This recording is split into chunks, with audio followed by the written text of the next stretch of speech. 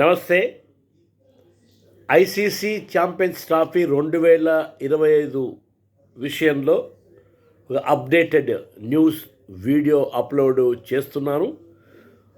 నేను మీ Sai Prakash alias Sai Prasad. Welcome to my talk Hyderabad blues on cricket analysis. ఇప్పుడే అందిన వార్త. అది ఏమిటి అంటే, హైబ్రిడ్ మోడల్లో ఛాంపియన్స్ ట్రోఫీ 2025 సంవత్సరానికి పాకిస్తాను అది మరి నిర్వహణ రెస్పాన్సిబిలిటీ దాని మీద ఉంది. హైబ్రిడ్ మోడల్లో వాళ్ళు కండక్ట్ చేయడానికి ఒప్పుకున్నారు.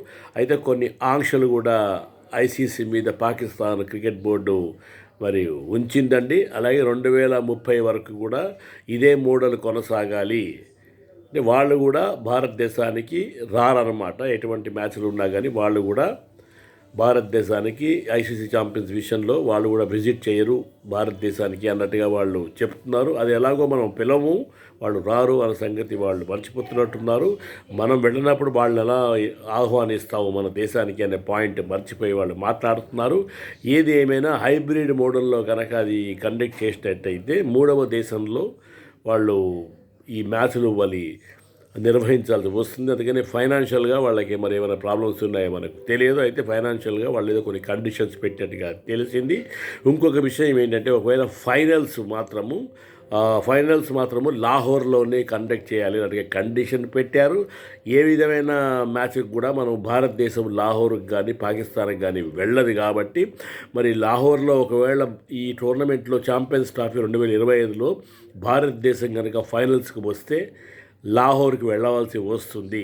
మరి ఆ విషయం మనం ఎలాగో వెళ్ళాం కాబట్టి మరి ఈ కండిషన్ పెట్టడంలో ఉద్దేశం ఏమిటి అనేది నేను ప్రశ్నిస్తున్నాను. ఏదేమైనా ఒకవేళ మన అదృష్టంకి మనం నోచుకుని మనం కనుక ఛాంపియన్స్ ట్రోఫీ 2025 ఫైనల్స్ చేరితే మాత్రం లాహోర్ వెళ్ళాల్సి వస్తుంది. మనం వెళ్ళాం కాబట్టి మరి సెమీఫైనల్స్లో ఎవరైతే ఉన్నారో వాళ్ళు ఫైనల్స్కి వస్తారు.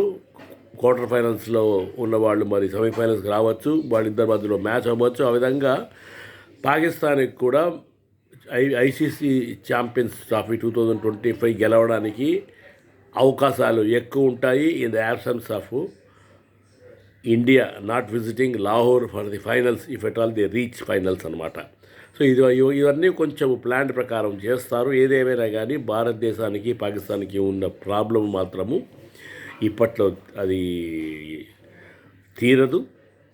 ఆ విషయం మరి ఐసీసీ వాళ్ళు గుర్తించాలి. ఇటువంటి టోర్నమెంట్ కండక్ట్ చేయడానికి ఇటు భారతదేశానికి కానీ ఇటు పాకిస్తాన్కి రెస్పాన్సిబిలిటీ ఇచ్చే ముందు ఒకసారి ఈ విషయాలు వాళ్ళు గమనించి దాని ప్రకారం డిసిషన్ తీసుకోవాలి. ఏది ఏమైనా హైబ్రిడ్లో మోడల్లో కండక్ట్ చేయాలి అంటే మరి ఫైనాన్షియల్గా మరి పాకిస్తాన్ ఎఫర్ట్ చేయగలదా అన్న విషయం పైనే మరి చర్చ జరుగుతుంది ఇప్పుడు.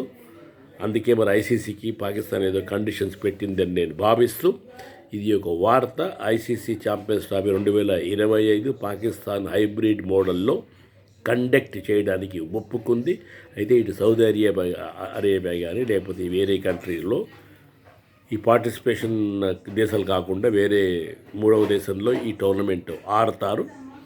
ఇది న్యూస్ అండి. This is what news from Hyderabad blues on cricket analysis. తెలుగులో వీడియో అప్లోడ్ చేశాను. నమస్కారం.